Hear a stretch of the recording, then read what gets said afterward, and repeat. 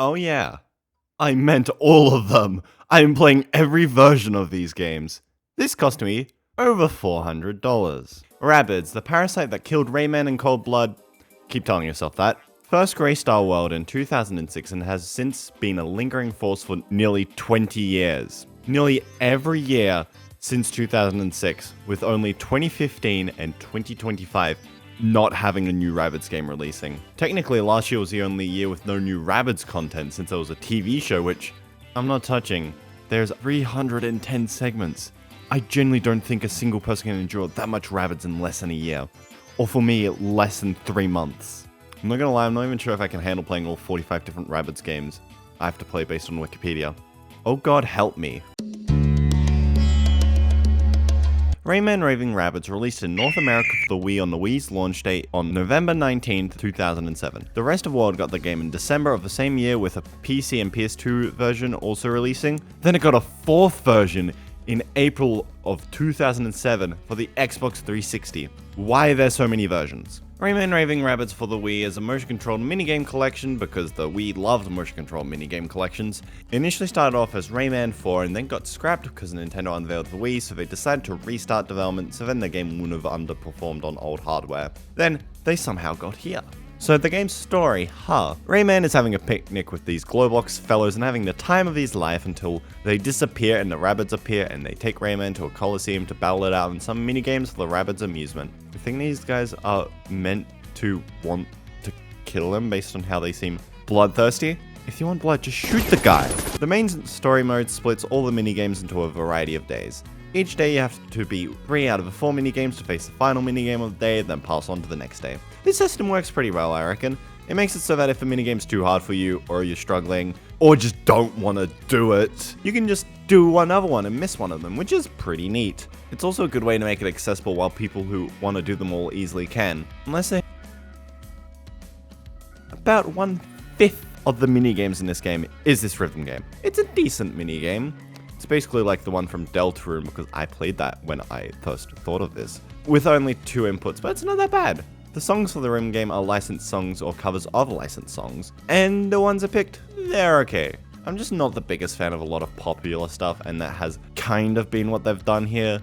I don't mind the selection, my ears aren't bleeding. I don't like this enough to want to do every song twice and one song 3 times throughout the story mode. That is excessive. Like, I understand why licensing music wouldn't be cheaper. You can get Mr. Composer Mike Grisky to whip up a couple more songs for the rhythm game. Could have also just made it so that other songs from the OST are also played as part of the rhythm game so that there are less repeats. Why not have more mini games you have to complete on each day so then you wouldn't have to repeat this one so many times? You could have done something to make it less repetitive because it gets annoying to have to do the mini games every day to 100% in the game. Because I did that both times I played this because I wanted to. Or like both times I played the first 2 times I played, we'll get to the other versions. It's especially annoying when the game advertises 75 minigames, but like half of them are basically the same because this game also has other sequel minigames. And also they aren't as bad as the rhythm ones. It still would have been better if they were wholly unique, and not seeing as much new stuff as the game progresses gets a bit underwhelming just seeing repeats. There's not much they could have done to get it done within a development period, but it is still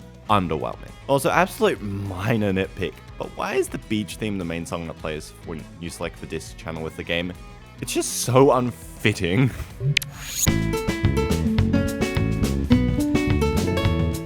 The minigames as a whole though, they're pretty decent for the most part. A lot of them are a little similar, a couple are basically the same or incredibly similar. Some are the reason I have insomnia. It's another the fact I stay on my phone until 3 AM, I swear, because I don't have my phone in bed, I use my laptop instead. But overall, as a collection, they're pretty good. They, for a third-party launch title for the Wii, use the capabilities of a controller pretty well. For some reason though, they use the nunchuck motion controls a lot. I have found that they are very inconsistent, don't work that well in a few games that use them, like Wii Boxing. They're actually not that bad in this game.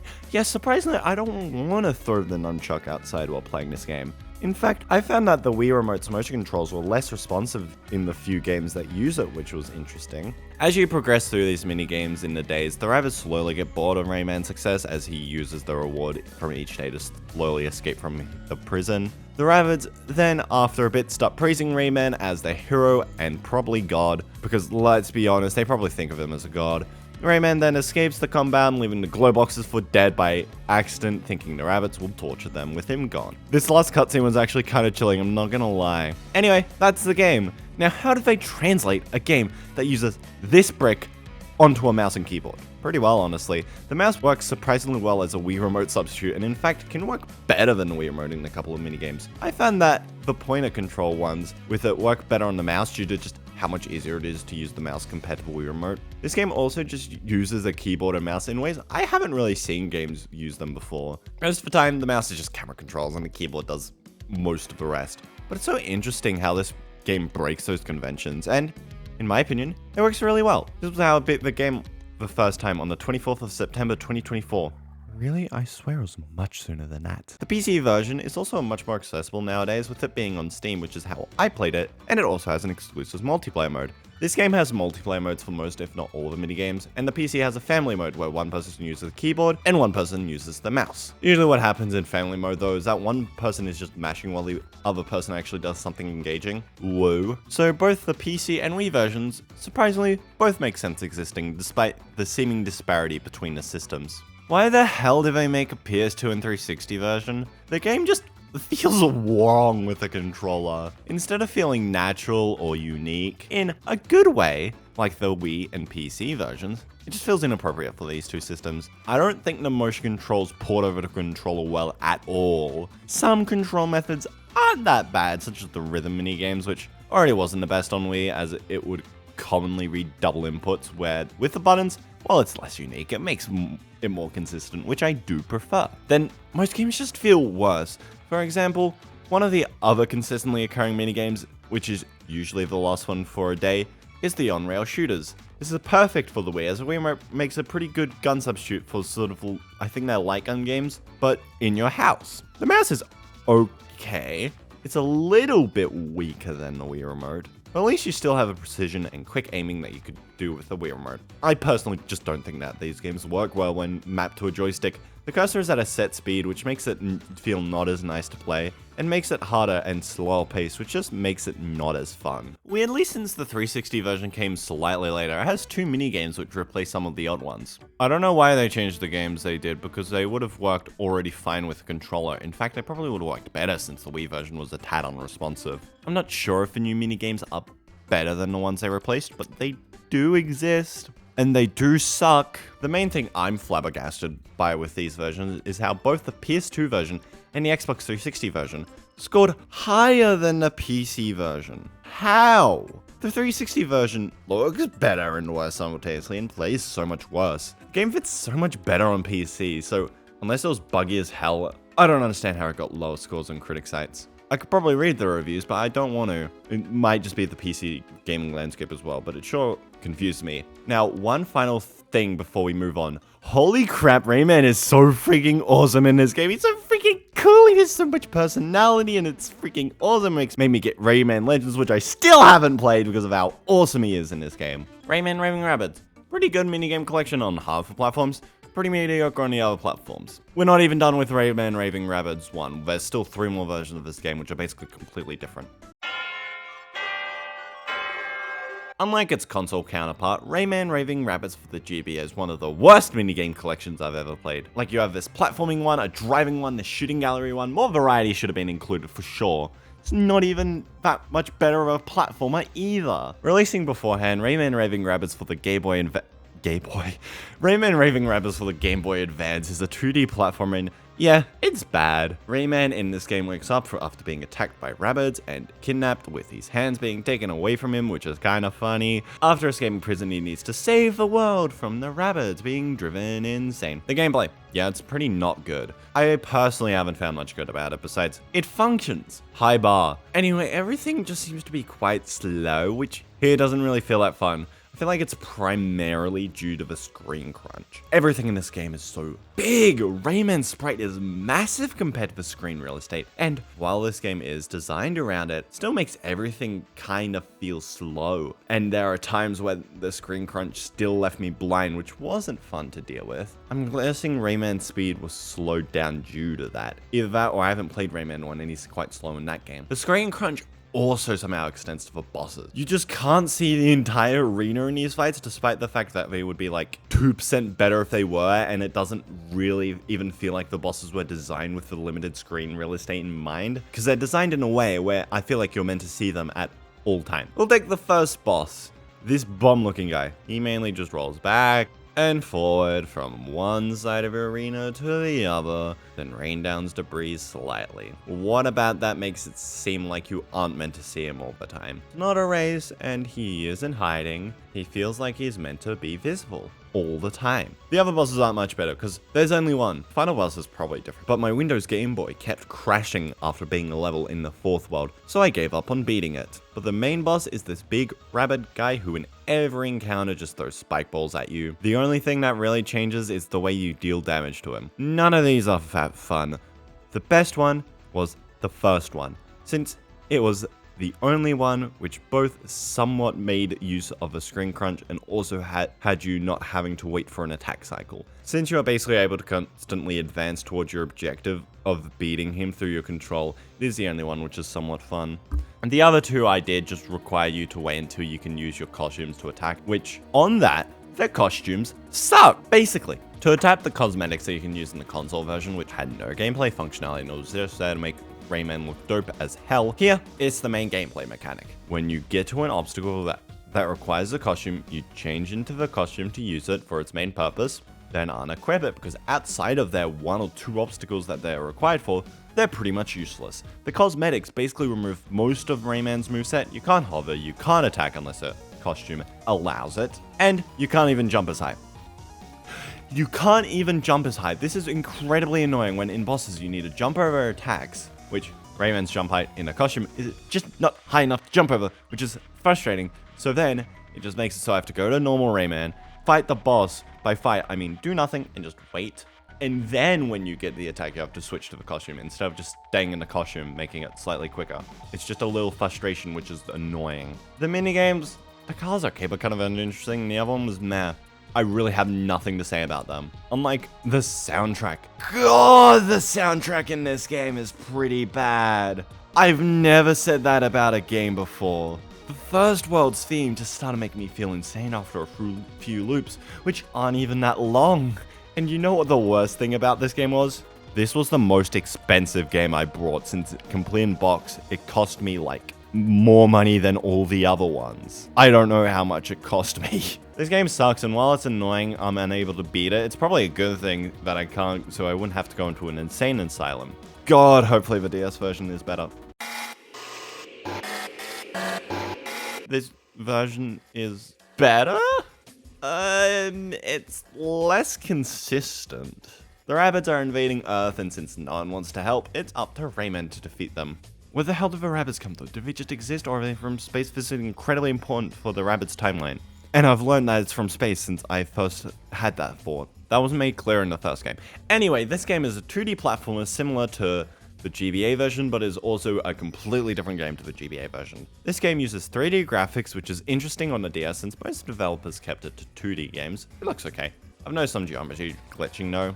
But anyway, how does it play? It plays slow. It's also quite slow paced like the GBA game, but something here just feels more natural and a bit more fun. I'm not sure what it is, but it makes it better. It's still not great. The levels at the start don't really have any interesting layouts, and I feel like fairly basic. My first game / game jam / online game platformer stages, which at the best are usually just okay. Or at least I've just played ones that are okay. I'm probably just playing all the mediocre ones. I'm not as miserable during these stages.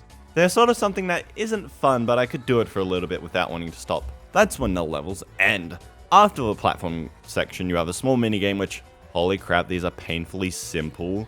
One of them is literally just match and memory, whatever you want to call it, with 12 cards. These are not fun due to how basic they are. For the most part, they just feel like they're there to pad out the runtime, even though they don't really pad out the runtime due to how short they are. Then after the minigame, you have to do an auto-scroller, and oh my god, these are painfully boring. Rayman slowly jogs to the right with a bunch of rabbits in a UFO chasing you, and you have to use the costume powers to make your way through the stage. This is painfully boring the first while, because there isn't any speedy reaction or really much to make this interesting. I guess the alternative pathways kind of are for the trophies, but they really aren't interesting. They are also incredibly easy because for the first half of the game, you don't even need to switch which costume power you're using. And when you do, you get an on-screen prompt for a while to tell you what D-pad button to press to change the correct power. Takes until near the end of the game for that to change. It's pretty much mindless. They do get incrementally better when you get to the ones that don't feel as on rails, but they're still a slog to get through. The costumes you use throughout the autorunner sections are also used in the platforming segments and are better than a GBA. I guess they're less annoying than GBA counterparts, since instead of doing the entire switch system, you just stay on a tile and press X to do whatever the costume does. I don't know how to think about this because it's less annoying but kind of more worthless. And also each costume has nothing to do with their ability associated with it. Like, oh grandma, Rayman summons boulders. Disco Rayman can summon clouds. Literally just the color scheme is related to the abilities, which is just a bit odd. My guess is that them pulling from the console counterparts costumes was required, and then made them not align very well. Maybe, I don't know, I don't have eyes into the development. Yeah, this game's not great. Better than the GBA version at least. This is Phone Raving Rabbids. Java Phone. Why does this exist and why is it Sonic the Hedgehog? I'm exaggerating, but it feels kind of similar to Sonic Rush, which is odd. Anyway, I generally don't have much to say about this game, mainly because I barely played it. But it's a 2-bit platform, which is alright. It's a bit janky due to it being on an old phone and their controlling method being a bit odd. But it's fine. Yeah.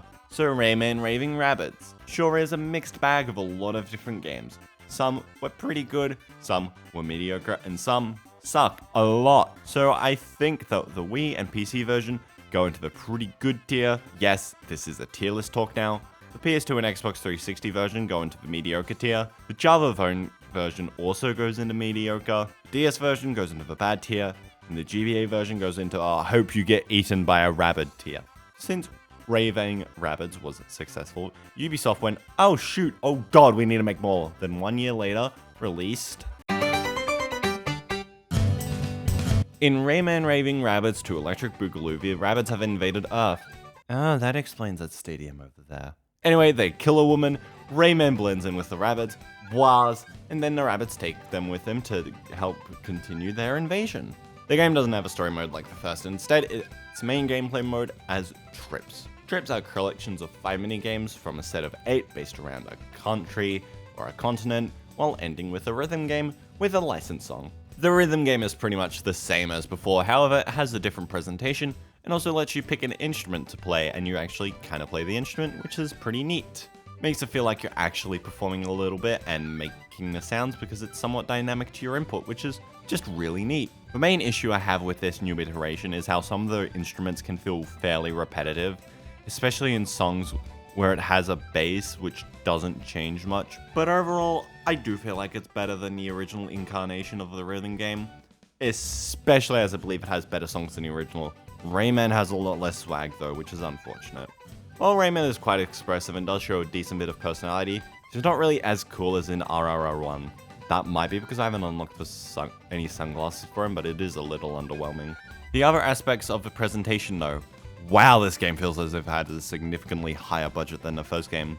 The cutscenes incorporate the live-action CGI hybrid thing in more than just a couple random bonus commercial thingies, which I didn't mention in the last game.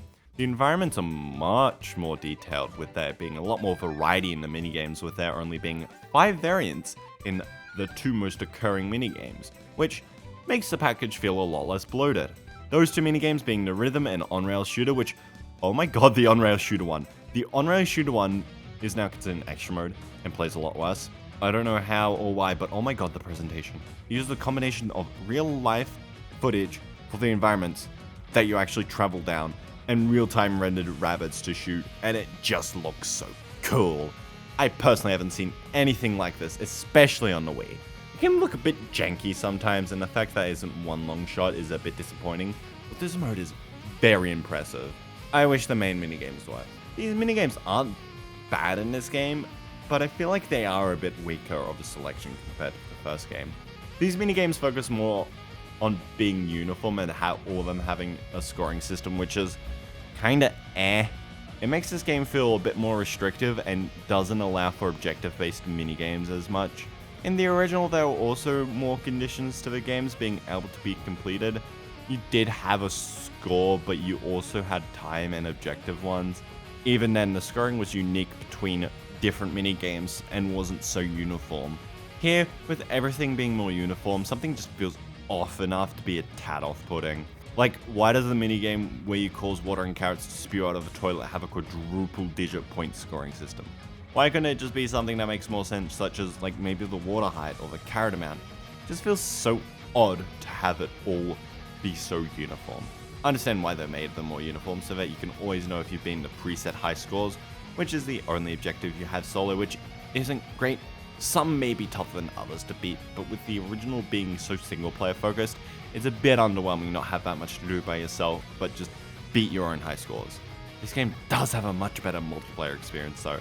This game quite obviously focuses more on the party aspect of the game, with all the minigames being made and intended for 4 players, which, yeah, no, it's pretty good fun with a friend. Competing with each other is quite fun and definitely makes the games a lot better, as well as the fact that there are no minigame repeats, aside from the shooter and rhythm. I believe that, while it is a weaker single player experience, it is a much better multiplayer experience. Why is there a PC port? At least exclusively in some European countries that don't speak English as their first language, including Poland, Russia, and the country I got mine from, the Czech Republic, came a PC port of the game which is focused on local multiplayer, on a device I associate with single player or online multiplayer, not local. It's also a very stripped down PC port as well. This version only includes 16 minigames out of the 50 from the console version.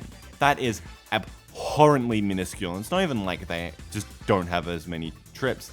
It's only free play. Like, I get why this version exists, but why does this version exist if it's just going to be stripped down of like 80% of its content?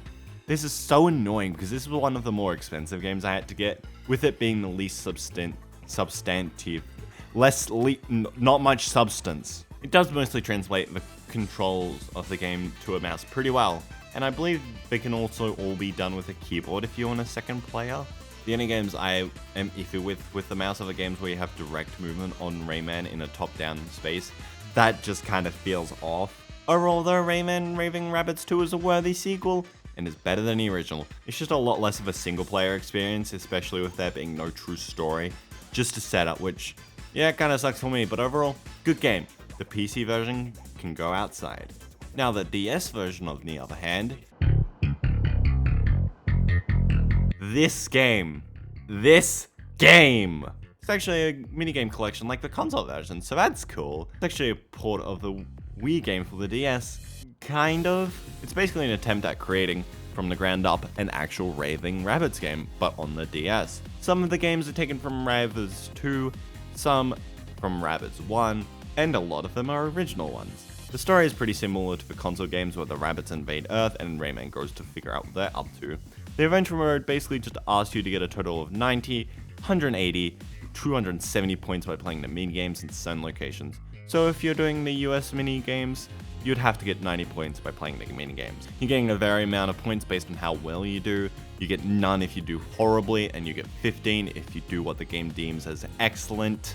You also get a thing to customize your rabbit with if you do get that excellent, which is a pretty neat side thing. You can also stick something on him, and sometimes he appears in game. Anyway, you can get a maximum of 15 points per minigame, and there are 6 minigames in each location. Can you see the issue that will come up?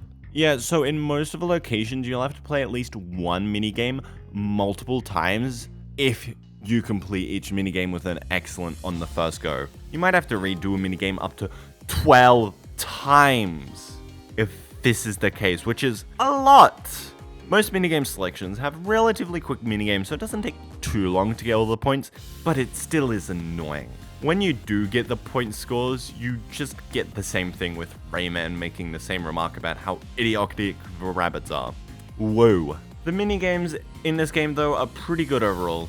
It definitely isn't as good as a console version of this and the previous games, but the selection is good overall. The selection also includes what is probably the best rhythm game so far. Basically, instead of having to press 2 buttons or shake the Wii remote and nunchuck, you have 4 spots that you need to tap when they align with the little speaker.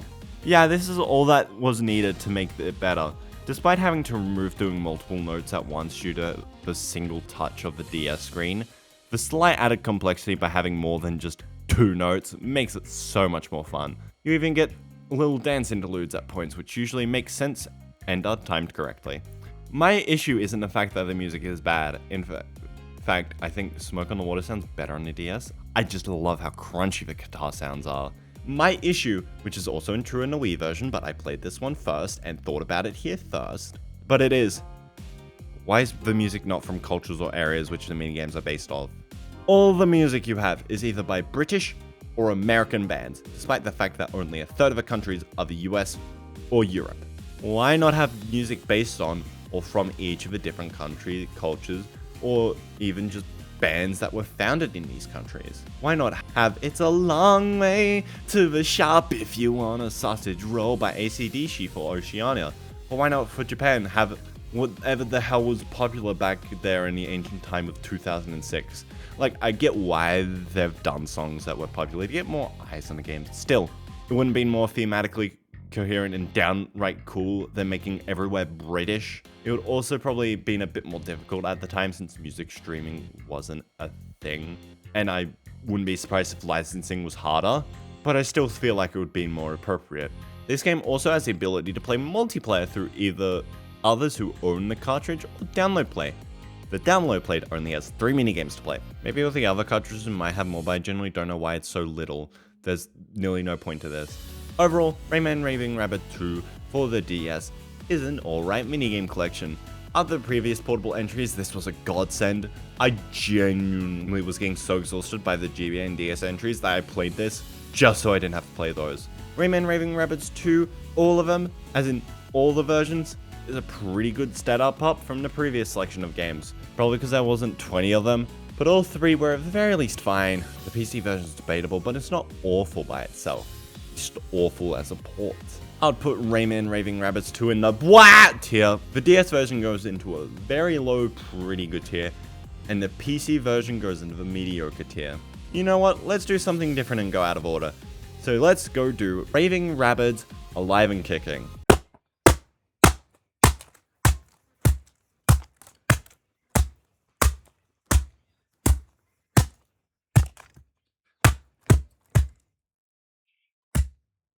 Now they aren't. Wait, what the?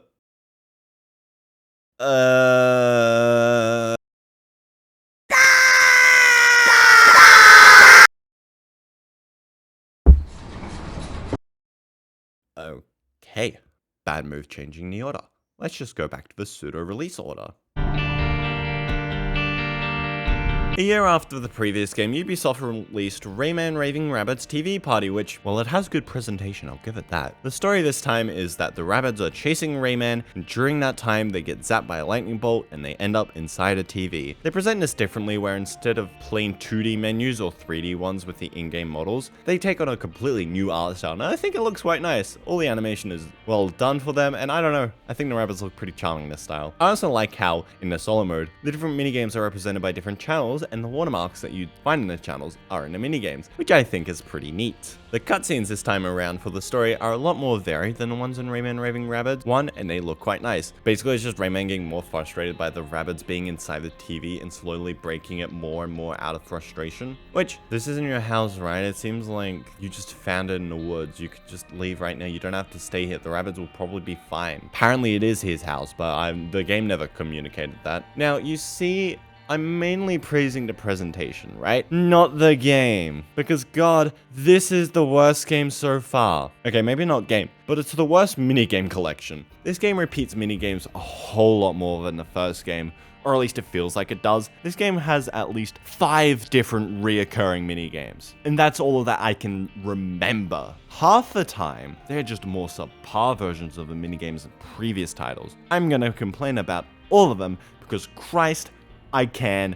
This is my talk. Firstly, you have racing. Now, I actually quite like the racing minigame in the original Rayman Raving Rabbids. I thought it was pretty decent and was a good pace breaker from the normal on-rail shooter games. Here it's not as fun when it really should be. In this racing minigame, you're on a massive tractor where if you get run into your opponents who've already started racing, you get some points, and they get eliminated from the race. This sounds like it would be more fun than the previous one, but it really isn't. I think it's got to do with the fact that every course looks the exact same, just some grassy fields, and also the fact that it isn't really that difficult. Like, I got first with very little struggle every race, whereas in the original, there was a little bit of struggle, and it kind of felt like I could lose. Ended up just feeling repetitive in this game and not being very fun. Next up, we have the on-rail shooter, and honestly, this isn't that bad. I kind of like this one. I'm guessing in parodies of different movies, you have a few movie scenes that play out where you have to shoot the rabbits that shouldn't be in the scene. And it's not too bad. I kind of like this one. Next, you have this lottery minigame, which is just bad. I genuinely feel like this might have given me carpal tunnel. Basically, it's a slow side scroller where you need to bounce by shaking the Wii remote downwards through a little level, while also collecting these white ball things to get points. It just gets boring having to wait for the screen to scroll, and is overall just not very interesting, and there's at least 4 levels of this to slog through. Also, to bounce, you have to shake the Wii remote, which gets very draining after a while. You also have rhythm minigame from the previous game again, which is fine. I'm just kind of sick of playing the same simple rhythm game for like 3 games now. The only thing about this which is neat is how I think each stage is meant to be a different music video or something, with how the locations are vastly different, even though there's only really one type of music video that they show, which I don't think was a great idea, but I can understand why due to technical and budgetary restrictions. And finally, another rhythm game that poses as a dancing game. Basically just follow what this thing is doing and hope the game likes you enough for points. It really isn't that fun. Since it isn't a full-on dance and it is just a selection of like 10 different moves, it isn't as great as a dance game. Also, since this requires a nunchuck, when I did some moves, the controllers kept hitting me. That was annoying. The other minigames that weren't repeated were mostly fine, but with how common these repeats were, it didn't feel like I played many original minigames. In these minigames, you can actually get ads, which are little QuickTime events, where for 14 out of 15 of them, you can just shake the Wii remote for the entire time to win. Woo! If you beat these successfully, you get a little boost in your current minigame, and the final challenge in this game, which you can access without even touching 2 of the 7 in-game days. Okay then, is a WarioWare-styled minigame Frenzy, which was pretty neat, aside from the fact that I figured out that you could just constantly shake the Wii remote and win.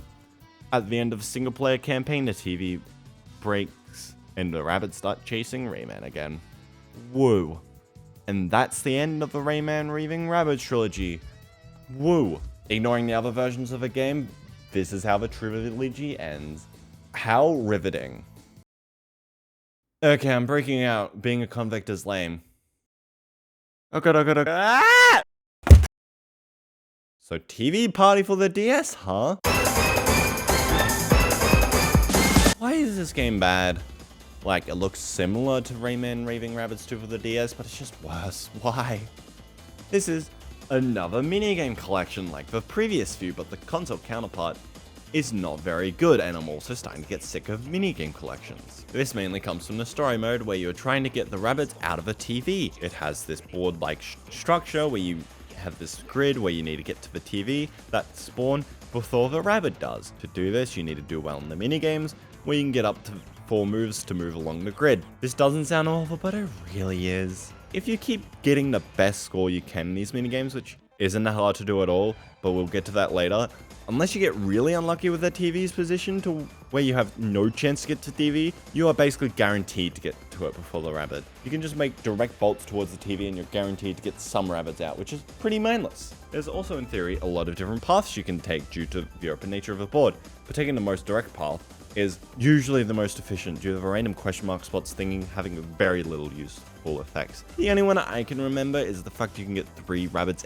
out of the TV if you pass by one. This is not guaranteed. There's also a chance that more rabbits are added to the TV, which is more likely to be detrimental on a scale bigger from taking them out is helpful, because let's say you start a game, you need to get 20 rabbits out of a TV. If you run into the TV, you can take them out in batches of 10. You need to get lucky enough to get the rabbits to leave 4 times before taking them out is useful whatsoever. And you only need to put them in once for putting them in to be detrimental. So it's not really useful, is it? The board is just not fun. And the minigames, well, most of them are alright. In the story mode, the timer on them is so incredibly long. You have like 2 minutes to get all the points you need from these minigames, which in a lot of them, you only need a minute or less to get the maximum score. That is, for the ones where you need to get a score in a certain amount of time, as some are just survive for long enough. However, you access them in the game by probably the most annoying part. It's gambling, baby! Woo! Except it's not woo, because it's annoying. Basically, you have a selection of channels you can pick from, one channel being added every stage of the story mode you complete. After you pick a channel, it is complete random chance for the most part what you're gonna get. At first, it's whatever you haven't unlocked in the channel, but afterwards it's just completely random. While being guaranteed to unlock the minigames you haven't is really nice, it's still an annoying system. Especially when you can't see what minigames belong to a set before you click them, and the fact once you've clicked on one, that's the selection you're doing. It's very annoying. Another thing that's annoying that after ejecting all the Rabbids, you need to do an auto-scroller section, similar to Rayman Raving Rabbids DS. Slightly better than that game though, it's a bit faster paced, however you can only jump. I do prefer it though, especially since they don't occur like every level, with there being a lot of levels and a lot of backtracking you have to do through those same levels. Also like the Rabbids sprite, it looks very goofy. The rest of the presentation though, the presentation of the game is considerably weaker to the DS games. This is mainly in the story mode and other stuff like the menus. Everything just looks worse. I don't know how to describe it. It makes the game just feel lower quality due to this. One final thing I want to mention is the game's rhythm minigame. It's a little bit worse than Rayman Raving Rabbids 2 for the Nintendo DS one. For the most part, it's the same 4 dots, tap of the beat. However, they're moved around on the touchscreen, which I guess is cool. However, I have had my hand block the screens at points and made it so I couldn't see the incoming notes. That was a little bit annoying. Yeah, Raving Rabbids TV is not very fun overall. Maybe the Java phone version can change that. TV party for Java phones. It isn't awful. It's not good.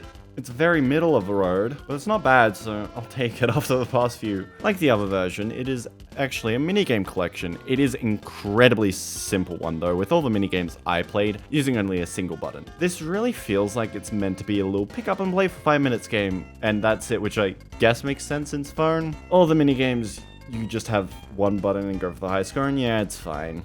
This is very bad, I don't know what to say. Look, it's not bad, that's all I got. That completes the first 3 games. Oh god, it's been like half an hour, I think. I actually am really poor at time management. Luckily, not many of the other games have a lot of versions to talk about, and the few that do are most likely to be basically the same. Also, tier list. Bad, slightly less bad, but still bad, mediocre. That's in the same order as I covered the games. Anyway, on to... Yeah, go home. Wait, is that actually working? Oh my god, I can escape. Yes, go, go, go. Oh, come on, not that. Okay, that's kind of sad. Hopefully it gets a better home soon. Anyway, the game. Time for another minigame collection. Wait, it's not one. Instead of the millionth minigame collection, we have an adventure game where you control 2 Rabbids, one in a shopping cart and one pushing it, to collect stuff to get to the moon. I'm not gonna lie, I didn't get that far. Why? You scream at people to forcibly take the clothes off. I would rather just not play a game where I basically... Yeah. From what I played outside of that part, it was alright, but god, I just can't get over that. I hope you get eaten by a rabbit here. Like, yeah, from what I did play other than that, it seemed fine. Not good, but okay. You sort of just run around, collect stuff from what I played. I'm being a bit exaggerative, but there really isn't much more than that from what I played of the game. I've just got nothing else. But I'm surprised this isn't rated R18+. The PC version this time around seems a lot more complete as it has a lot of levels. I couldn't beat the first one, how great. This goes in the same tier as the normal version since I barely played it, and it still has the same issue I have with the main game. But I did play it, so you can't say I didn't play them all. Rabbids Go Home DS takes a puzzle approach instead of an adventure approach. Every level you have to push your shopping cart to the toilet while collecting some of the stuff that is in the level. For example, the first world thing has you collecting coins, while the second one has you collecting different items. That's all I've got to say. Like, it's such a simple puzzle game that you would find on like a site like Cool Math Games. so I just don't have anything to say. Sorry. Rabbid Lab is a WiiWare title derived from Rabbids Go Home title screen where you play around with a little rabbit and bring despair to him in your Wii remote. There isn't much to it, but hey, a rabbit torch can be quite fun. Where am I? So, Travel in Time is a minigame collection and might be the best one yet. So, Rabbids Travel in Time sees a rabbit having found a time machine and goes to a bunch of places in history and ends in a museum where the rabbit harasses the owner and goes back in time to change history and change the museum's murals, I guess. Woo! The minigames in this game are split up into 5 sections. One I can't do because I don't have Wii Motion Plus or a remote with Wii Motion Plus, so I have no clue what's going on in there. Anyway, the 4 modes that each have a unique playstyle attached to the area. Firstly, you have the Gammaseer, which has a collection of minigames based around 2D platforming. The platforming controls overall are really solid, despite the fact you have to shake the Wii remote to jump, but to me, it sort of turns into something second nature really quickly, so it wasn't that bad. It's better than the lottery ones in TV Party just because it's not auto-scrollers.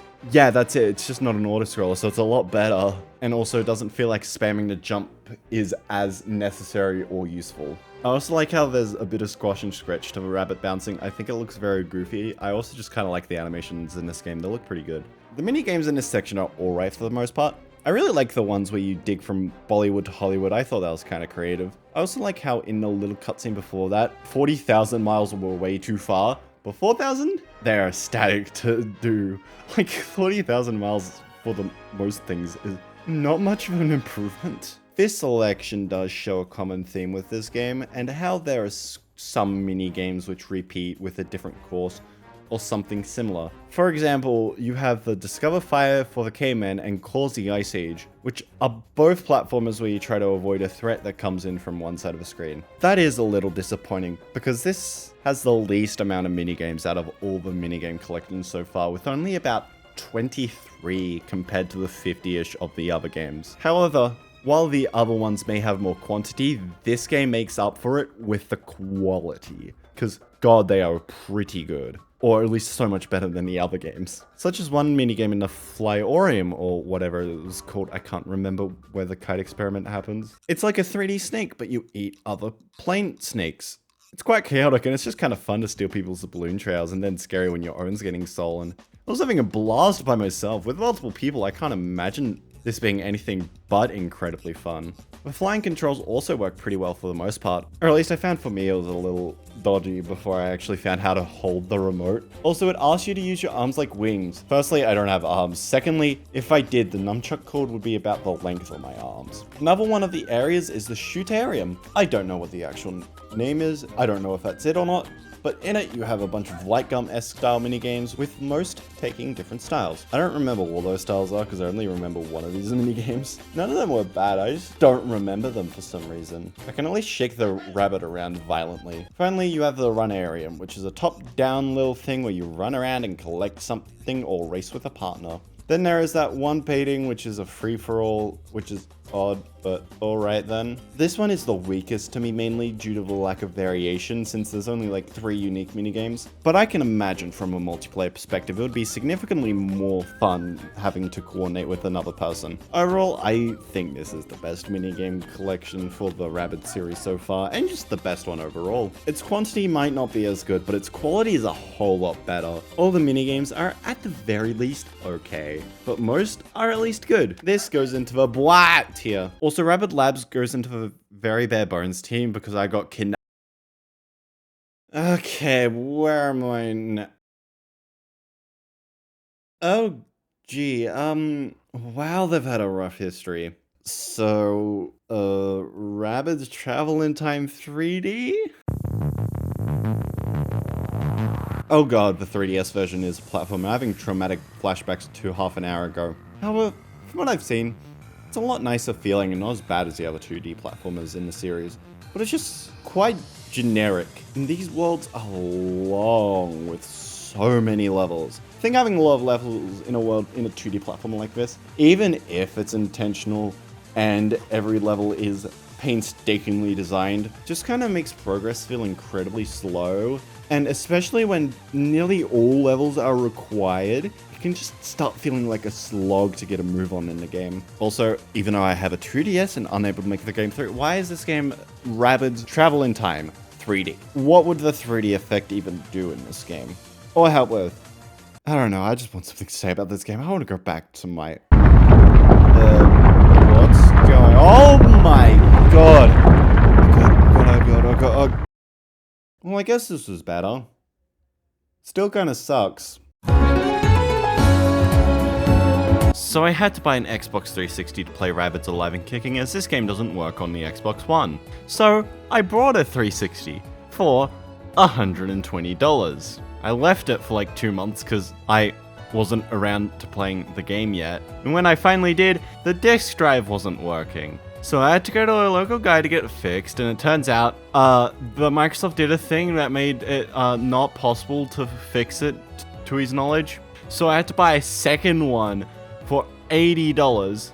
So hey, I could play this game, and when I went to go play the game, I somehow lost the game.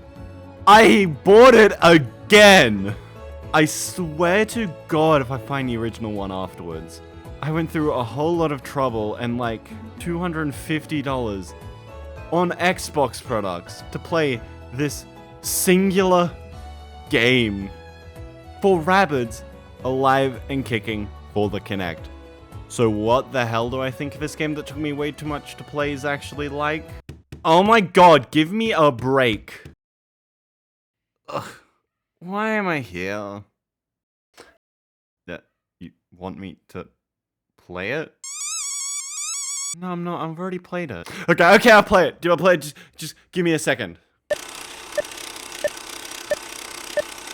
Rabbids Alive and Kicking sure is a game I played. What do I think about it? No. I record myself talking about all the Rabbids games. Okay, I'm going to play. It only works like 70% of 5% of the time. This game is a minigame collection that uses Kinect, which, yeah, from my one experience playing this game, doesn't seem to work the greatest. One of the mini games just wouldn't register me punching, so I couldn't murder the Rabbids, which was very sad and very annoying. I found that the slower pace, less quick reaction games seem to work the best, or the ones that allow for lower reaction times. One of them, which was like a strange Pong-like thing, I found not to work well at all due to the fact you have to crouch to make the paddle thing change height, which was way too sensitive and delayed for it to actually work well. Also, strangely, you primarily play as humans in this game.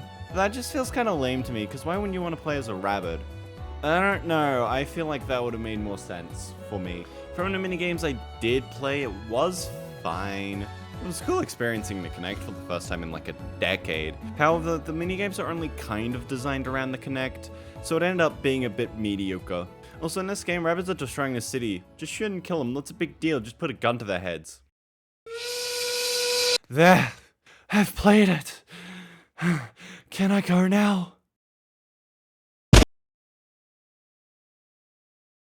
I'll take that as a no then.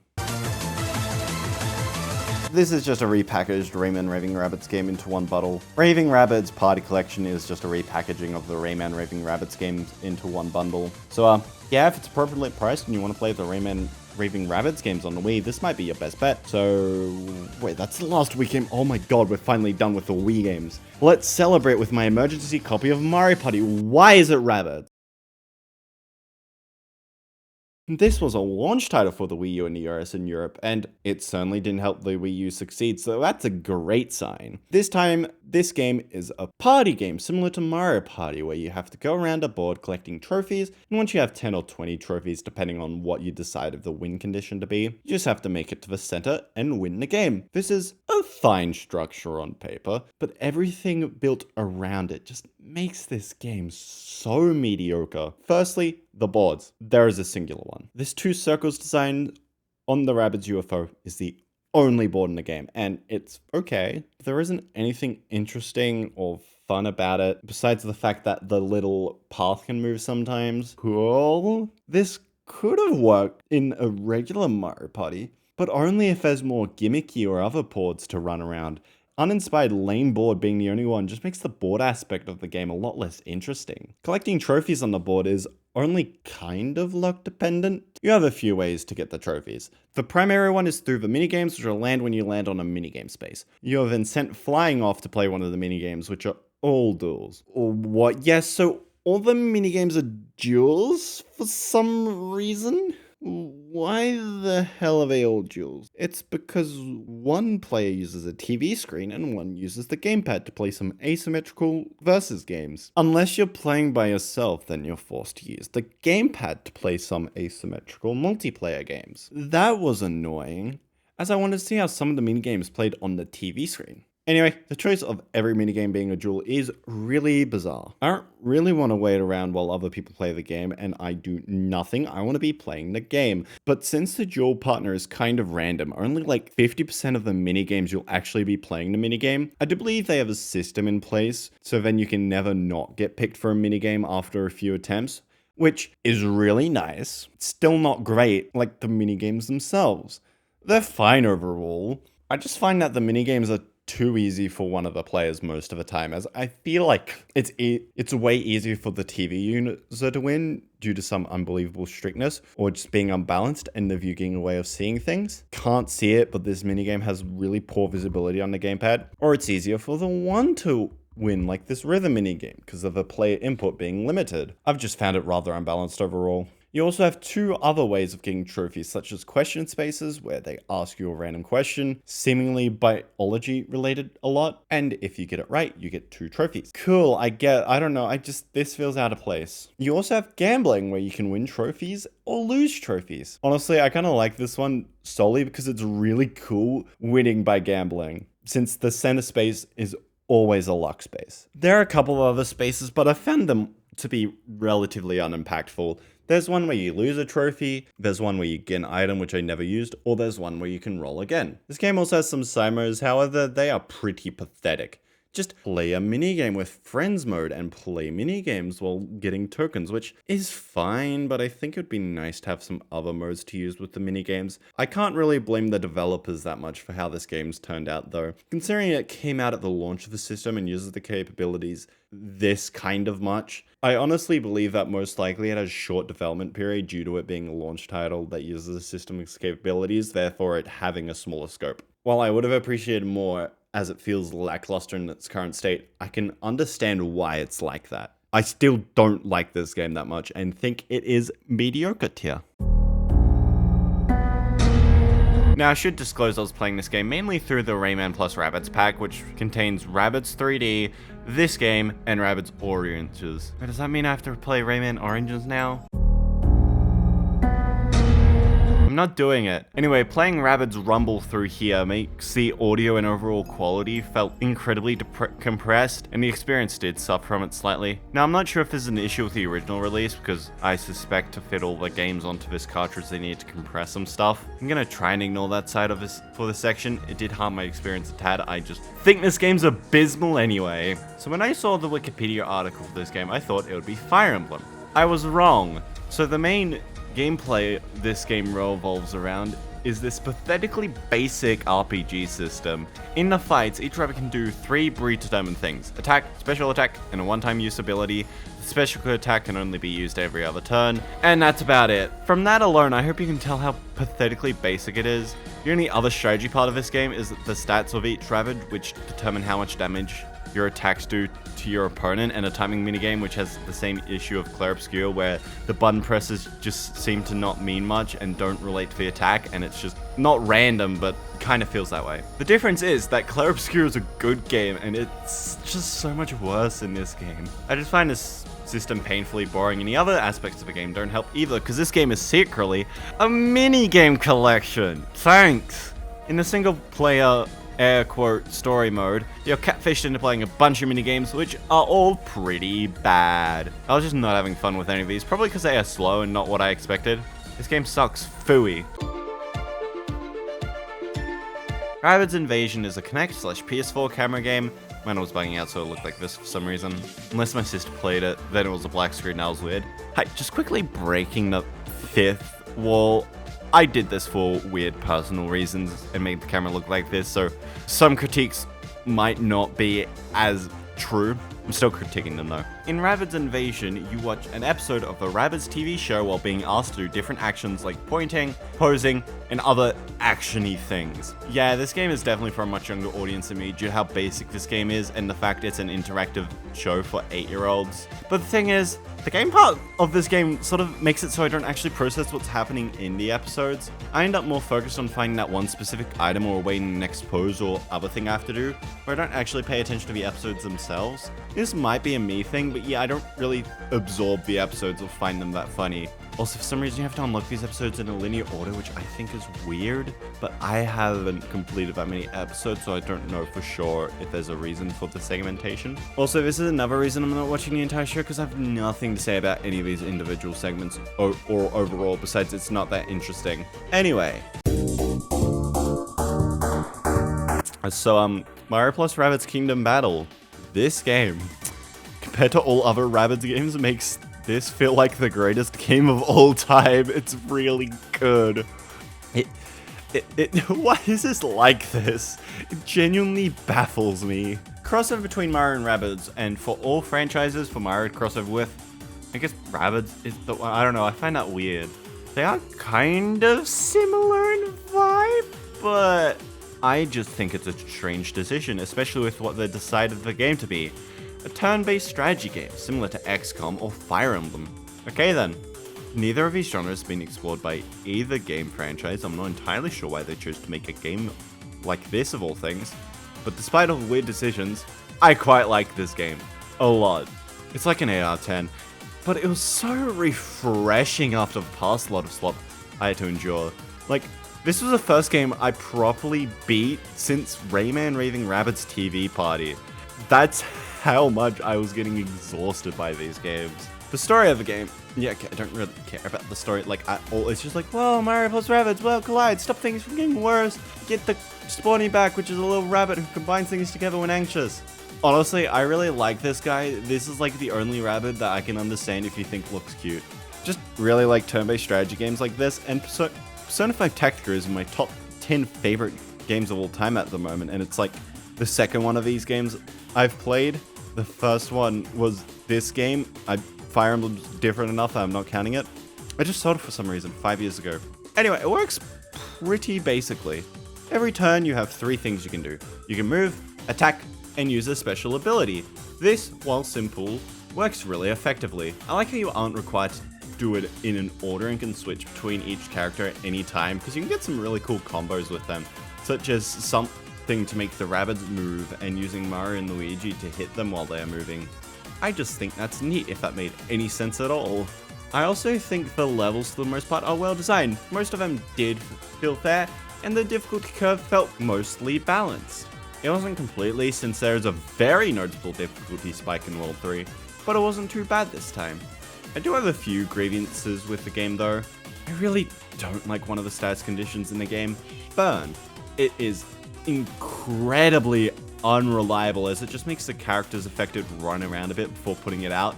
And it's sort of one of those things where it never seems to mess your opponent up, but it always messes you up. That was very frustrating. Few enemies later in the game also lean more on the annoying side rather than difficult, which is a fine line to balance, but it's still annoying. One of the reasons for the difficulty spike occurs due to these peekaboo enemies, or whatever they're called. I just think they're a little unbalanced. They're incredibly annoying to deal with. Basically, they're a long-ranged enemy who can teleport very far distances and have more health than the standard Ziggy or whatever they call the basic rabbit guys. This makes them an absolute pain to kill since they seemingly have no weakness. The most you can do is try to hide decently far away from them and hope they approach and hope you can do enough damage, which doesn't always work, and if there are other enemies to take care of, they can just become a nuisance. I'm also not a fan of how you're required to have Mario in your team. I just find it annoying since I'm not the biggest fan of Mario's toolkit in this game. I think his secondary special ability and weapon are really hard to use, or not very useful, at least for how I've played the game, with Rabbid Luigi being out in front and Luigi lacking behind with long range, and Mario just didn't fit in. I would have loved the option to maybe bring Peach for some extra support option, or just someone else would have been cool. Unfortunately, no. Mario is required. Ugh. The game also has co-op in a versus mode, which is pretty neat, and I think it works well. Just make sure you have two Joy-Cons each, because using one Joy-Con each kind of sucks. Overall though, the game's pretty good in my opinion, despite me not having that much to say, because I'm not really sure why I find it fun. I've given it a shot, but I don't know why. What do you want? Wait, you're letting me go? Why? Because I said you made a good... Serious? Is that all I just need to say? Game was... Okay, I'm going. Bye. Well, I'm out of jail now. I guess I can just continue talking about this. So Mario and Rabbids got DLC. Wait, I got kidnapped for travel in time. I could have been out of there so much sooner. What the fuck? Donkey Kong Adventure is the main content of the DLC packs. There are some more challenge stages added and some weapons, I think, but I mainly want to focus on the Donkey Kong part of the Donkey Kong DLC, or just the season pass in general. Yeah. The setup for this is weird, because I think it's meant to take place right after Chapter 1, where the time machine malfunctions, due to Rabbid Kong and some rabbits from this world being the Mushroom Kingdom this game takes place in, and Rabbid Peach to an alternate universe dimension thing where you help Donkey Kong and Cranky Kong Rabbid to stop Rabbid Kong from terrorizing DK Isle. I'm not sure, it's quite confusing, and my explanation is probably even more confusing. The DLC overall is alright from what I played. I'm not a fan of being restricted to only 3 characters. While it makes sense, especially since it's just a DLC and they basically made 3 brand new characters to play since Rabbid Peach's kit got overhauled, it's a bit disappointing being forced to play the game in a certain way. My team was structured nothing like the team you're required to use for the DLC, besides Rabbid Peach having Luigi's secondary attack. While this could have led to new strategies and been alright, I just found I was having less fun and I would have preferred more options. Cranky Kong and Rabbid Peach's kit is fine, but Donkey Kong's is really unique. He has the ability to pick up terrain and other people and throw them during their movements instead of a dash or an air jump, which I think is pretty cool. While in practice I wasn't the biggest fan, I do still think it's a pretty awesome how they created a character that's so different from the others in this DLC. Though I do have an issue with Donkey Kong and how he has the most focus and is obviously meant to be the favorite hero. I don't know, I just found that kinda lame. He has even more movement options compared to Cranky and Rabbid Peach, and just feels weird. Like for example, he can climb such jump up walls without needing a boost, which I kind of don't like. But I can accept since he is unable to get up here by himself, even though that would have been cool to work around and balance his ability. Oh well, he also gets a special DK spaces, which allows him to basically manifest a vine and travel to another location, which just feels really weird, especially when Cranky or Rabbid Peach don't have this ability. I'm personally just not a fan of how centralized Donkey Kong is the focus. I'm also not a fan of the nerf you get, or just feel, compared to the base game. Feels a lot harder to kill enemies, and a lot of them do less damage compared to the end of the game, which, yeah, makes sense. Like, this is a DLC or something. But something about it just feels bad while playing it, and just makes it a bit less fun for me. Overall, though, I think this DLC is still pretty okay. Could have been better and is weaker than the base game, but since you can get it for like $6 and it's on sale, I'd recommend picking it up if you like the base game and want more of it. Rabbids Party of Legends was not what I expected. Not sure what I expected, but it wasn't a Rabbids game somewhat based upon the journey to the West and other aspects of Chinese culture. I don't know, it was very odd, but hey, it's an interesting inspiration. That I unfortunately don't know, so I can't really compare it to the source material. Darn. So it's a minigame collection, and it's okay. I don't prefer it to the Wii ones, but I do think that's primarily because I played this on Xbox, which has one of my least favorite controllers I've had. Also, the fact it uses a controller. Honestly, this thing, Rabbids shown me that I like having motion controls for a minigame collection, and having no motion controls makes the collection feel a bit more air to me. And I don't know why. Probably something to do with nostalgia, but let's not worry about that. I also think because this game's story mode / how the minigames are compiled is the least interesting way so far. You play one minigame, then another, and another. Basically, you just do a minigame one after another, and if you get the most books by placing highly, you win, yippee. Maybe because this is one of the later games I played and I was generally getting really tired of the Rabbids, I just didn't have much interest or desire to play this for longer than like an hour. One thing I do like though is that the rhythm game is probably the best one in the entire series. I do have a few small gripes with it, but by simply using 2 sticks simultaneously and having 8 possible inputs, just made it more fun. Too bad I didn't really care for the music though, since it brought it down a bit. I don't know, something about the songs used just don't vibe with me. Also, a strange thing this game does is reuse minigames from the Rayman, Raving, Rabbids games, most noticeably 2 and TV Party. I just find this odd, but it kind of makes sense since it has been 14 years since the last game, so it makes sense to use some minigames from the previous ones, since a good chunk of people playing this won't have played them, but it's incredibly noticeable once you've played all 3 of those games. Also, this game's platform list is really weird because despite being released after the Xbox Series X and PS5, there are no native version of these games on these platforms. Like, yeah, they can play these games, so it's just weird to me. So have you noticed I've been omitting the mobile games?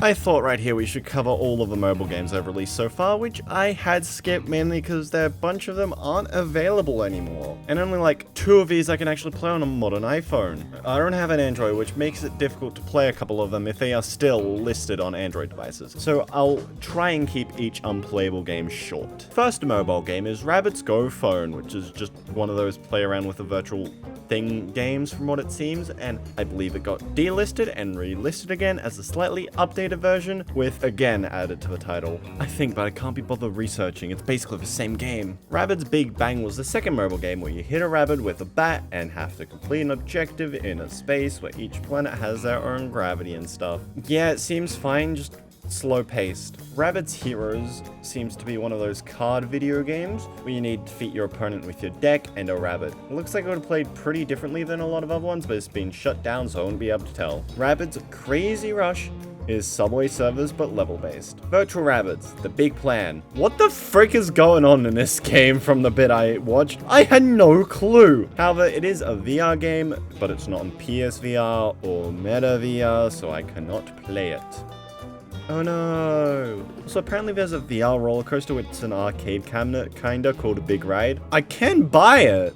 I'm not buying it. There's Rabbid Coding, which is currently listed, which, cool. It's a basic block-based coding game. It's something I would have played and loved like a decade ago, but at this point in time, There's also 2 browser games which are unplayable now, with Rabbids Wild Race and Rabbids Volcano Panic. Wild Race is some auto-move racing game thingy, and Volcano Panic is one of those floor breaks or disappears below you to try and survive games. Finally, there's Rabbids at Versailles, which is a minigame collection based on the Versailles Gardens in France. I presume it's in France anyway, which you need to be at to unlock all the content. So I can't really play these, but from when I played it was decent. And the Wikipedia article lied to me, because there is at least 2 more, which have not been mentioned anywhere on the article to my knowledge. One old Facebook interactive game, Rabbids Invasion. Yeah, I guess I like the title, which was accessible in 2012, which is a city builder game, and also used the art style of TV Party Rabbid. There's also Rabbids Invasion episodes, which I remember playing. It was just a mobile phone version of the console game I covered earlier. This game probably came out in 2015, so there really was a Rabbids thing every year besides 2025. There's also a Roblox game that released last year. That means the Rabbids aren't dead. Oh god. Anyway, time to move on to the second game in the Mario plus Rabbids saga. So this game is strange for a lot of reasons. Overall, I'm unfortunately not a fan. There are so many weird decisions I believe this game makes, but there's a lot of good and a lot of bad. It's so conflicting to me. So in this game, Rabbid Mario doesn't want to call public obscenity, so you find it is overall alien ship attacks. Go stop Guy, or at least I think that's what is happening. I personally couldn't care less about the story, which is the same in the first game. But here, I don't know, I just care even less. Possibly because how alienated I am by the voice acting. For some reason, Beepo and the Rabbid characters have voice acting, which is like not Rabbid's voice acting, it's proper voice acting, which is incredibly off-putting. Beepo could have been fine, but I personally don't think his voice fits very well, despite the voice actor doing a decent job with what they were given. But the Rabbids having voices which aren't their usual bois and murders is just so weird, especially when they speak in full words. which could have worked if the Rabbids' personalities wasn't so well defined. And they also talked in Kingdom Battle. The Rabbids have always been shown to be mischief makers and, as it says in a lot of the games, crazy or insane. This is unlike something like Goombas from Mario, where they don't really have much of a personality, besides the fact they have some determination to murder Mario in some of the games where they dash after you. But since their personality isn't really highlighted and isn't very defined in a lot of Mario games, it isn't unusual when the Mario RPGs have their own Goombas and other Mario characters which can talk and actually have interactions and a different character to what I guess a generic one would be. They've also just appeared earlier in the franchise in maybe I think the first ever Mario RPG. I haven't played 7 Stars, so I'm just gonna presume. Compare that to the Rabbids, and ever since their first outing, they've had an incredibly defined personality. Half of the first game revolves about how the Rabbids react to things and act in general, and overall showcase their vibe and their voice. So to suddenly get a bunch of Rabbids with different voices is just so off-putting, since this is very prevalent in the entire game. So many of these Rabbids just don't feel like Rabbids due to how diverse the personalities are, which does kind of sound like a good thing, but overall just gives off a strange alienating vibe if you've played any other Rabbids game. This is incredibly prevalent with Edge, who firstly, stupid name. Secondly, looks nothing like a rabbit aside from the fact that she uses a rabbit body for a skeleton. Nothing about this design says to me that she is a rabbit. Everything about her is just so unfitting, including her personality. At least she's fun to use in combat, which is another can of worms. I'm not a fan of combat in this game. Well, as I play more of this, I began to like it more. I still think this is inferior for one primary reason. The fact it uses vector movement instead of grid-based movement, which is something I'm not a fan of, at least in this game. How they make the movement work is that you basically have full control and can move the character within their range all you want, as if you're playing a more standard 3D game, which is interesting. This does allow for more movement opportunities to be really cool, especially since they changed it so that after jumping and gliding to an area to be put down, you're able to move around a little bit, which allows for jump combos, which I think are really neat. However, that comes at a cost of speed. The combat in this game feels so slow. If I know what I want to do, I have to wait a lot longer for pretty much everything. I have to wait for Edge to slowly move over to the spot I want, then wait a few seconds to move a glider to where I want it to be, which in this game feels a lot slower than the more snappier, alright Mario, move here, wait 2 seconds, do this thing, at least to me.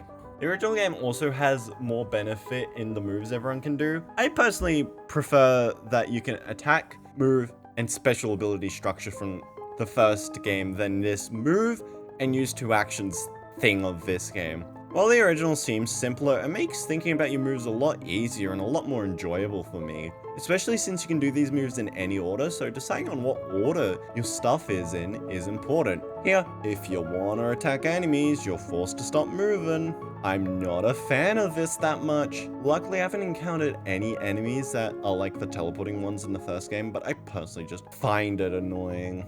It makes me feel like playing defensively isn't really an option since you need a clear sightline to hit enemies often. So hiding away, attacking, then retreating isn't as valuable of an option anymore. I do like the sparks, however. Not the fact that they can speak, which, yeah, okay, some Lumas can speak in Mario Galaxy, and it's fine now. I think I'm still a bit averse to Rabbids talking since the sparks have Luma cross rabbit things. So I'm just gonna ignore that. Anyway, they allow you to customize the character's movesets, with each of them having a special ability you can use, and besides the fact I find the options overwhelming, which is definitely just a me thing, I quite like the customization you can have. The fact that they can level up is odd to me though. I think it would have been fine to just have them scale with you throughout the game instead of leveling up, even though I'm pretty sure they do. I still like the inclusion overall. I also quite like how they attempted to push the strengths of a few characters further than in the previous games and make everyone a lot more diverse. For example, Mario is an all-around attacker, so they made him have a 2-shot weapon so he can target a single enemy, or they can target 2 for some more group damage, which is neat. I especially like Luigi's, where he does more damage the further away he is from the enemy, which just accentuates the fact that he's meant to be a long-range character, which aside from his low health, can be lost a little to me in the first game, which I just find really cool how this game made it not as lost. However, they kind of nerfed one of my favorite characters in this game, Rabbids Luigi. I really liked him in the first game where he was more of an up-close attacker and did big dash damage with vampirism and had a good defense. They removed the vampirism dash, which made me never play him. Yeah, I think I just really liked his dash. I also don't like his design as much. I prefer no overalls. The extent of abilities in each character is vastly reduced, which I'm not a fan of. While it's understandable and probably makes the characters more unique and have more reason for them, I just like the diversity of the first game where you had 2 different weapons and 2 different character-specific skills.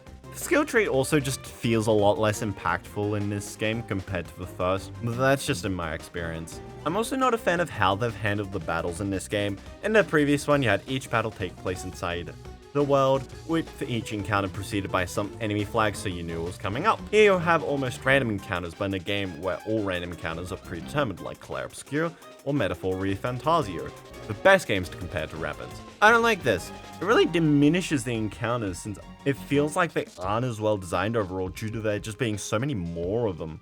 I also just dislike how you transport into random place in the gear to do all these battles, and they don't take place in the world itself. Kinda takes away a bit of the charm compared to the first game and makes everything feel less coherent. It's especially egregious during boss fights where the arena you would fight in is nothing like the actual arena for the fight. It's just underwhelming and, to me, devalues the battles.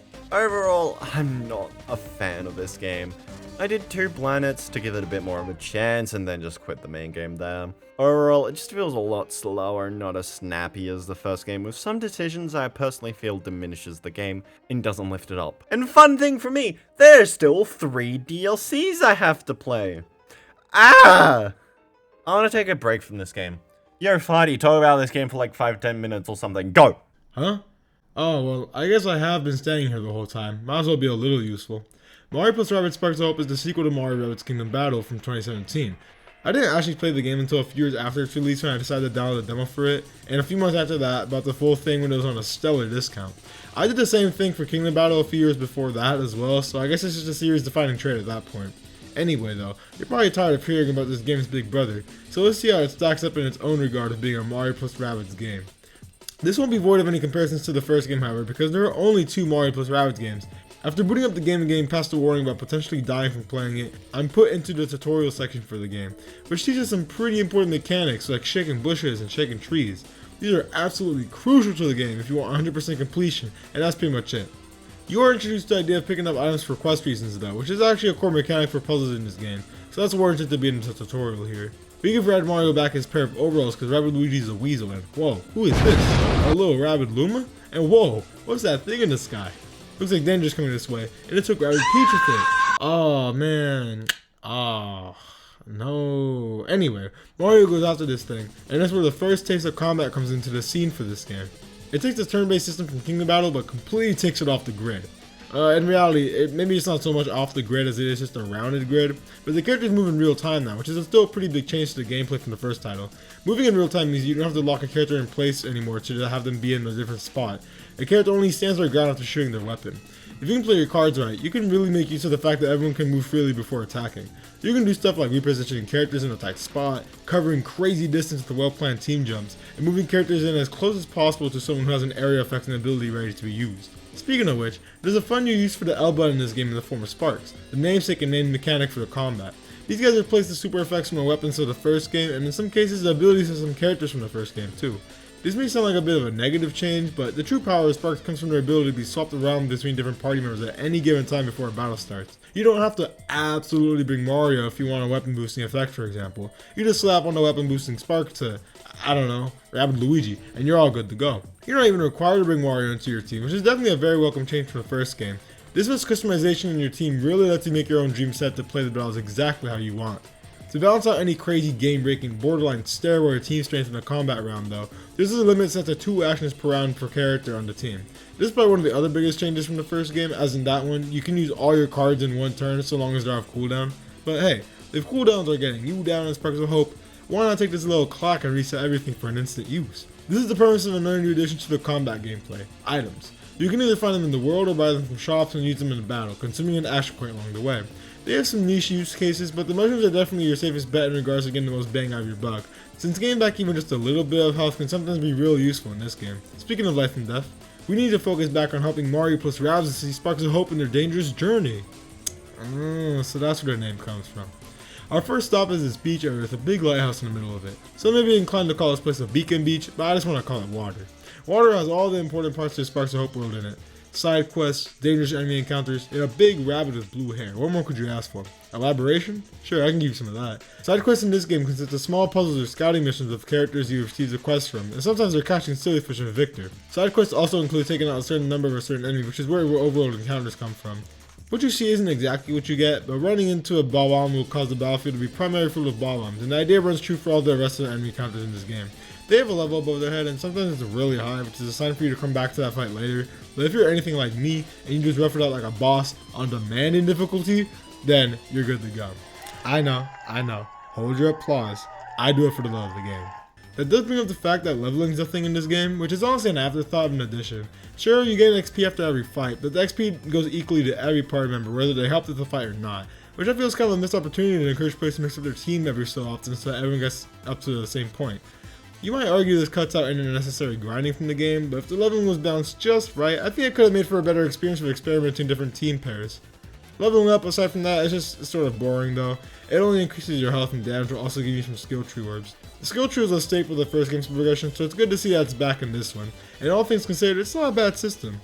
It gives the characters interesting upgrades, and it feels like you have to actually ration your points due to it being prerequisites to upgrades. And ooh, look at that locker section. Golden orbs, obtained only by defeating super strong bosses.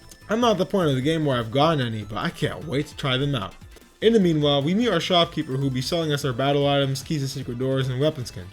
I don't want to talk about weapon skins, they're pretty lame. I like the shopkeeper's design though, they seem like a jolly good fellow. And so, Mario plus Rabbids continue on the journey to clean up Water's lighthouse mess, solving simple puzzles along the way to break up the pace of the battles. That's actually what this little sun temple is all about, just solving out little puzzles while exploring it, which kind of reminds me of the DK DLC from Kingdom Battle now that I think about it. We also see here the way the game tells us the story of the keepers of these worlds, who in the case of Water is Augie, the unfavored child of some gods or something like that. If I had to give one good critique about the game, it would be that the way the stories are presented about the world keepers are pretty incohesive.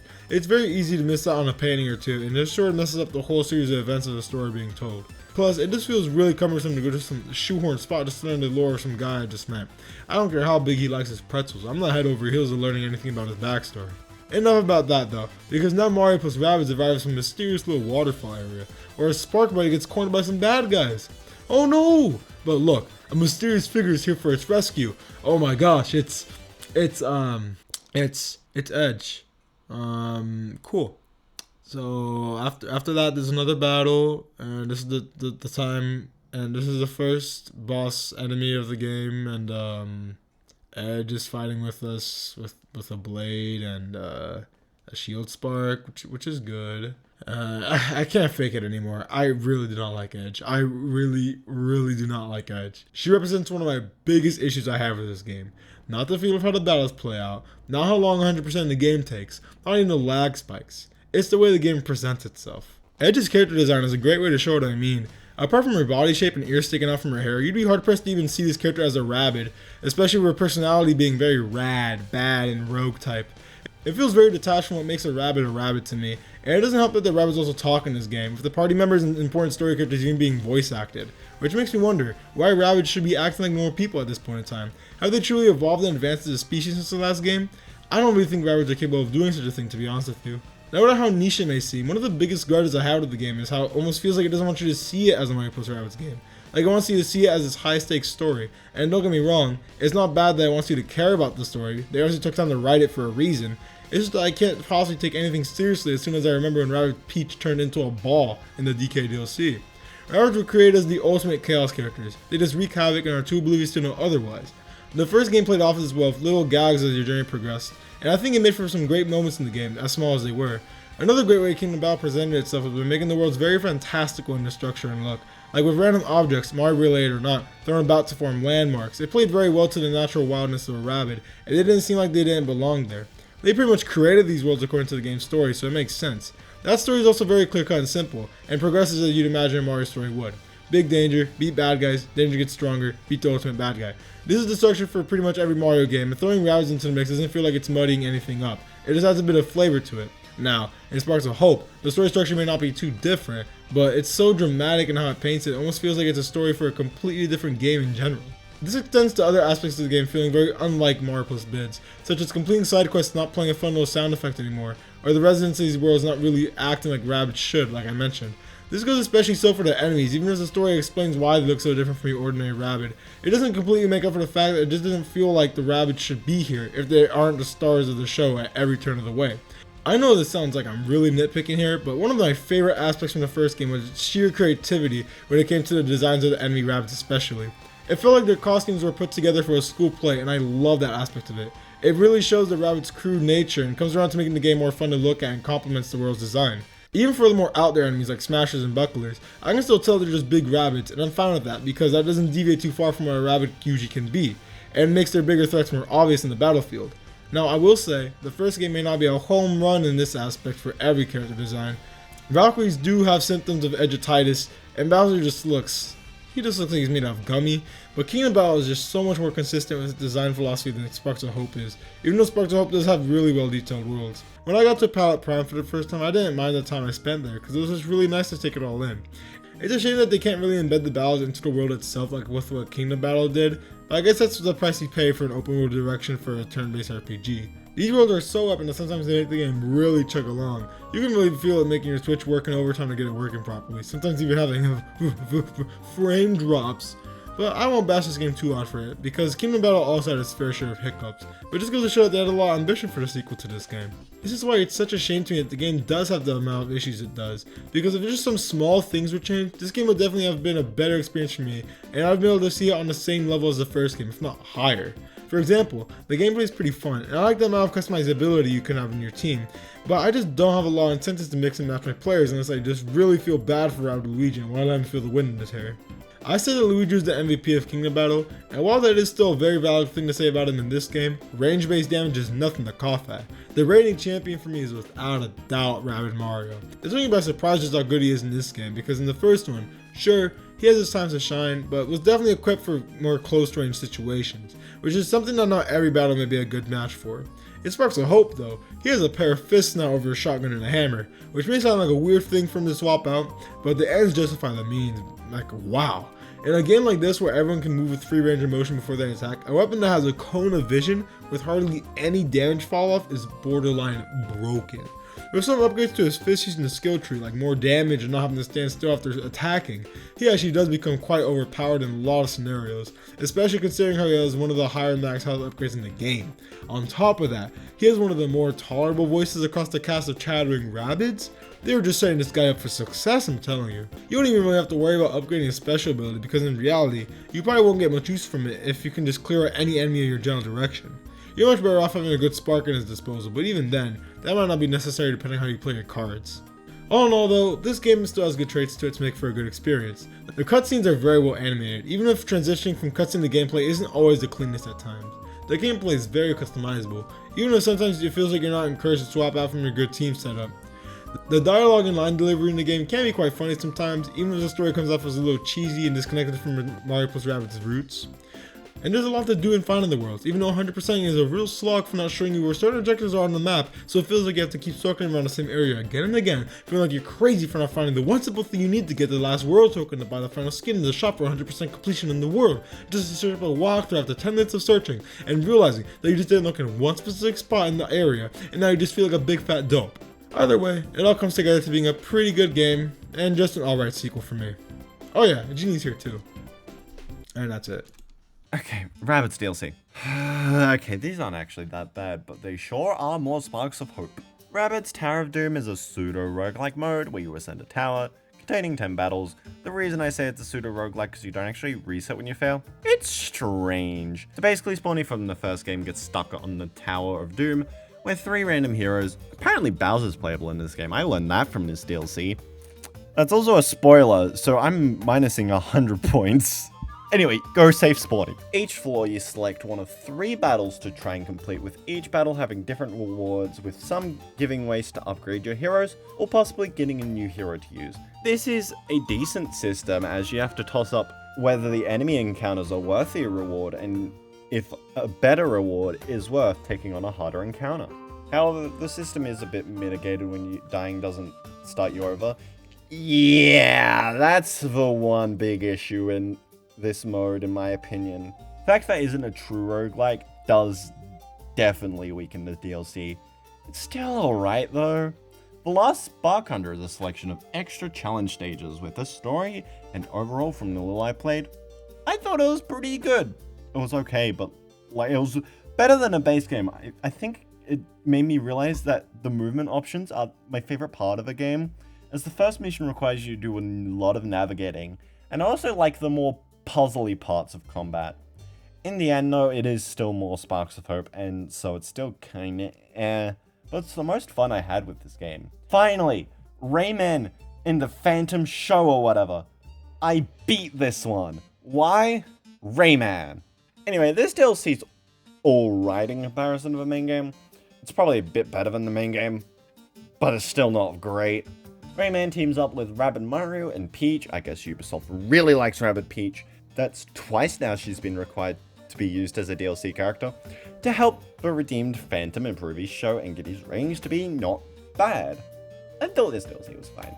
I liked Rayman's kit, despite the fact it used costumes that gave me PTSD, as I found the ability to change your main weapon and have 2 different abilities really cool.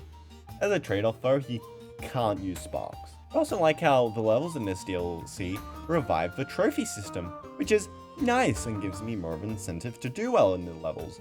Overall, this was decent. Still not a Sparks of Hope fan overall. It's just fine. However, I do believe that the DLC is worth it if you like the main game. The final Rabbids game, with such a title. What could it? It's a mobile game. Climactic conclusion. This game came after Sparks of Hope, so I couldn't put it in the mobile game since all those released before Sparks of Hope. That's my logic anyway. So this game, it's a really boring hard battle based game that, despite being on Apple Play, has free-to-play mobile game design, and I don't like it. I was bored than in most tutorials. The tutorials weren't even that handholdy. This game sucks. And that's every Rabbids game done. Here's the final tier list of games. What did I learn? I have no idea.